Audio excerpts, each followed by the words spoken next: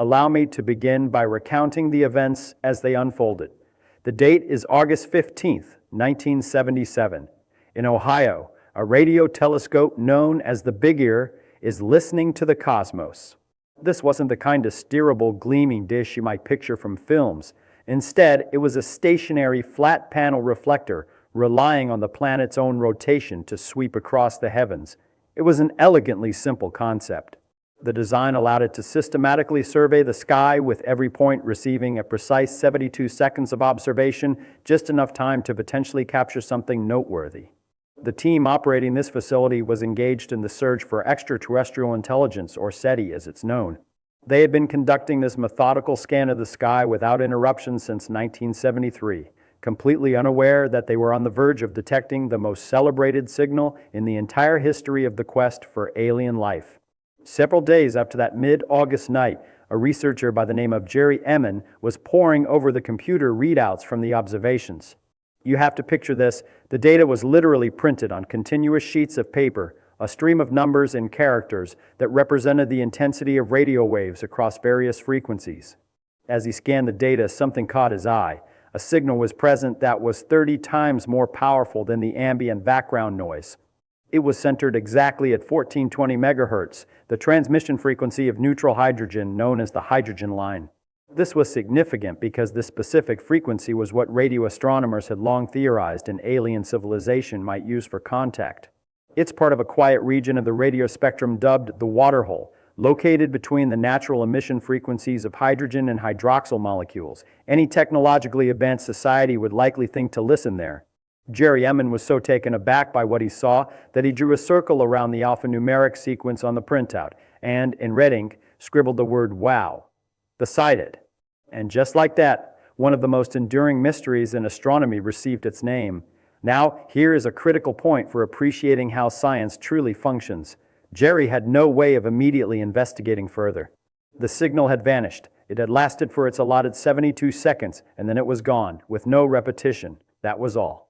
The telescope, carried along by Earth's spin, had moved on to survey the next patch of sky. There was no automated system to raise an alarm in real time, no capability to redirect the telescope to that specific coordinate and say, "Wait a second, let's look there again." It was simply a different technological age.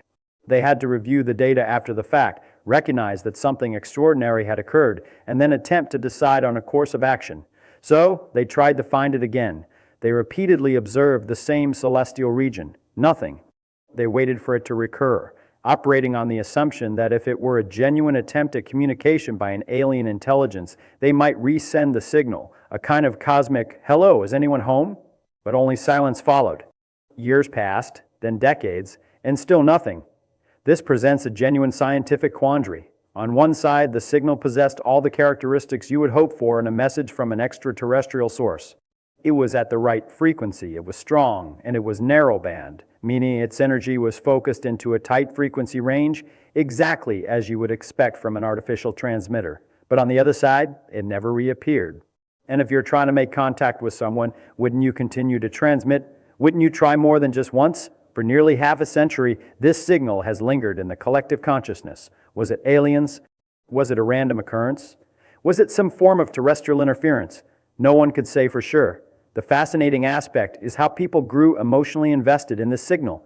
It symbolized the chance that we are not alone, that other civilizations exist in the cosmos. And that is a powerful idea. But it's an idea that can make dispassionate thinking difficult. You see, here is my perennial concern in the scientific process. We have a proclivity to become enamored with our own hypotheses. We want them to be true. And when we desire an outcome, we often fail to scrutinize the evidence with the necessary rigor. We begin with the conclusion we prefer and then reason our way back. Let me describe how a scientist ought to approach this. You should ask, what is the most plausible explanation? Not the one you wish for, but the one that is truly the most probable given our current understanding of the universe. And what is it that we know? We know the universe is filled with phenomena we do not yet comprehend. We know there are bizarre sources of radio waves out there, pulsars, quasars, and all manner of things that seemed impossible before their discovery. We know that electromagnetic radiation is produced in countless ways by countless sources. This is where the story takes an interesting turn. A scientist named Abel Mendez, along with his team, decided to examine old data from the Arecibo Observatory, a renowned radio telescope that is now no longer operational. They weren't hunting for the wow signal in particular. They were simply sifting through archived observations in search of patterns. And what did they uncover? They found smaller scale versions of the wow signal. They weren't as powerful and not identical, but they were similar enough to be compelling. This is a pivotal moment. This is where the real detective work of science begins to yield results. These less intense signals were traced back to regions of space known to contain cold clouds of atomic hydrogen scattered throughout the galaxy. There's nothing unusual about this. Radio astronomers have been aware of these hydrogen clouds for decades. In fact, in the early days of radio astronomy, they were used to chart the spiral arms of our own Milky Way. It's standard astronomical business, but herein lies the puzzle. On their own, these hydrogen clouds are far too faint to have generated the wow signal. They simply do not emit radio energy with that kind of intensity. So, what if? What if something amplified them? What if an external energy source caused them to flare up for a short time? This is where the magnetar comes in. A magnetar is a truly exotic object. It is a type of neutron star, perhaps only 20 kilometers in diameter, yet so incredibly dense that a single teaspoon of its matter would have the mass of a mountain, and it possesses a magnetic field of unimaginable strength. When a magnetar erupts, it unleashes a stupendous amount of energy. Picture an event so violent that it can create a burst of radio waves that can traverse billions of miles of space. Here is the proposed scenario. A magnetar flares. This flare projects a focused beam of microwave energy, what physicists refer to as a maser, which is analogous to a laser but operates at microwave frequencies. This energetic beam then sweeps through a cold hydrogen cloud. As it strikes the cloud for a brief moment, the cloud is energized and glows brightly. It emits radio waves at the precise hydrogen frequency with enough power to be detected thousands of light years away and with enough intensity to appear on Jerry Emmons' paper printout as something utterly remarkable. And then just as suddenly, the flare subsides. The energy boost to the hydrogen cloud ceases. The signal disappears. A 72-second cosmic flash, never to be seen again from that exact spot, because the source has since moved on or exhausted itself, or whatever it is that magnetars do. Now, I must tell you something about this explanation. It's a solid explanation. It is logical, and this is crucial, it remains somewhat conjectural. The physicists who proposed it have said as much themselves. The exact set of circumstances that would need to come together to produce this effect is quite specific and delicate. It is not a commonplace occurrence, but then the wow signal was not a commonplace occurrence either.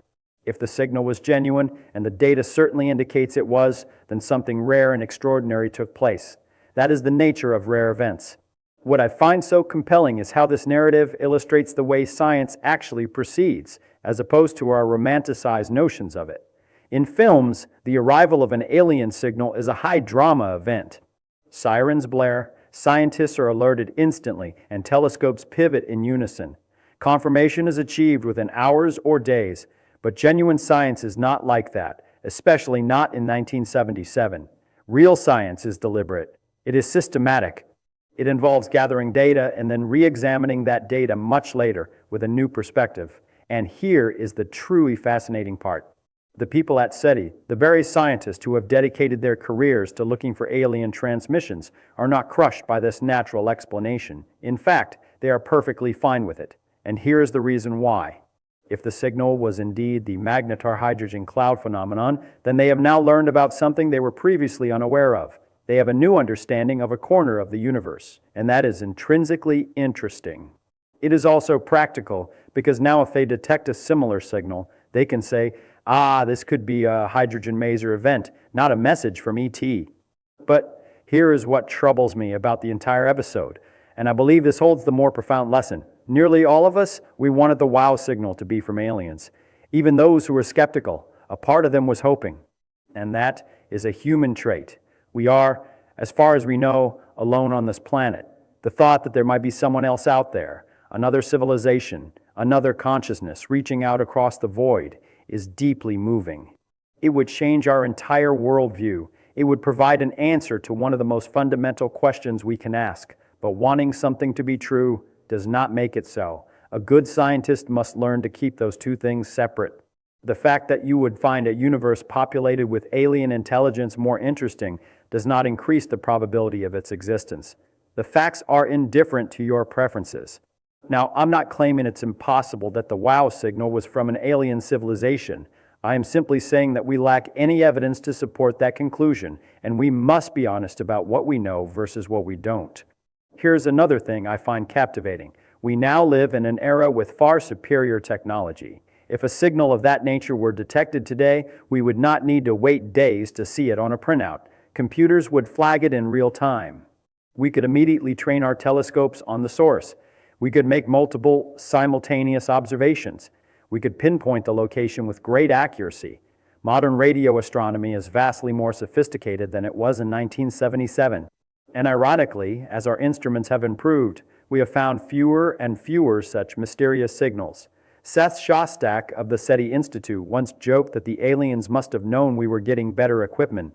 But that quip conceals a deeper truth. Most of those enigmatic one-off signals from the early days of SETI were not extraterrestrial.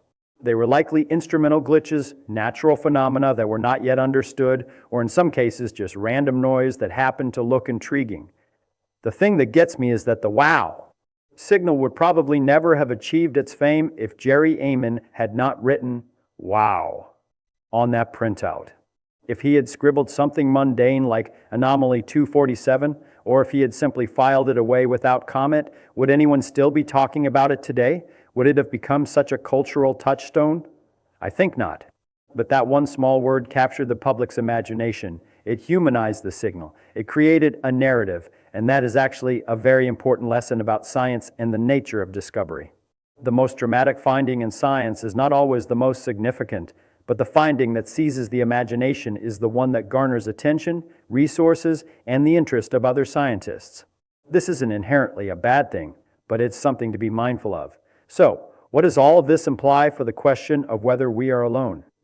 Does the fact that the wow signal was likely not alien in origin mean that there are no aliens out there? Not in the slightest. The universe is incomprehensibly vast. There are billions of galaxies, and each of those contains billions of stars. The notion that Earth is the only world to have given rise to intelligent life seems, from a statistical standpoint, improbable. But this brings us to a problem known as the Fermi paradox. If intelligent life is out there, then where is everyone? Why have we detected no signals? Why have they not visited us? These are genuinely difficult questions. Some have proposed that intelligent life is, in fact, exceptionally rare. Perhaps the sequence of events required for the evolution of intelligence is so specific and unusual that it has happened very few times. Maybe we are a rare and special occurrence in the universe. There's an entire book on this subject called Rare Earth, and it presents some compelling arguments. Others posit that perhaps intelligent civilizations do not endure for very long. Maybe they have a tendency to self-destruct, or perhaps they simply don't broadcast signals into space at all. Maybe they use more advanced forms of communication that we would not even recognize. There is also the chance that we are simply searching in the wrong places, or listening for the wrong types of signals, or that our instruments are not yet sensitive enough. The universe is enormous, and we are still at the very outset of our search. But you know what I believe is a healthy approach? I believe it's healthy to continue the search for signals. I think it's healthy to ponder the existence of intelligent life elsewhere. But I also believe it is essential to remain skeptical, to insist on seeing the evidence, and to ensure we are interpreting that evidence correctly. And let's not become so enamored with our own ideas that we lose the ability to see what is actually there. The wow signal tells us something significant about ourselves. It tells us that we have a deep-seated desire to believe. It tells us that the question of our solitude in the universe matters to us profoundly, and that is a beautiful thing. But it also serves as a caution that we must be careful. We must think with clarity. We must differentiate between what we know, what we can reasonably deduce, and what we are simply wishing might be true. So, this is the current state of affairs. As far as I can discern, the most plausible explanation for the wow signal is that it was a natural astrophysical phenomenon, likely involving a magnetar flare interacting with a hydrogen cloud. While the precise details are still being refined, this is a fascinating explanation in its own right. It informs us about processes in the universe that are genuinely intriguing and worthy of further study. But it is not the explanation we were all hoping for, and that is perfectly all right. Science is filled with such moments where we hope to find one thing and discover something else entirely. Often the thing we find is interesting in its own way, sometimes even more so than our original hope, once we move past our initial disappointment. What I still love about the story of the wow signal, even after all this time, even now that we likely have an answer, is that it shows us how science operates in the real world. It shows us how a mystery can endure. It shows us how old data can be reevaluated with new methods and new insights. It shows us how a scientist can pursue a question for decades simply because it is interesting, not because they are chasing aliens. And perhaps that is the ultimate lesson here. The search for extraterrestrial intelligence is not solely about finding aliens. It is about gaining a deeper understanding of the universe. Every signal we analyze, every phenomenon we investigate, every false positive we resolve, all of it adds to our knowledge. All of it broadens our appreciation for what the cosmos is truly like. The universe is far stranger, more complex, and more interesting than our simple narratives about it, and I think that is a much better story than aliens sending us a postcard. Don't you? So that is the wow signal. That is what we know about it and our best guess as to what caused it.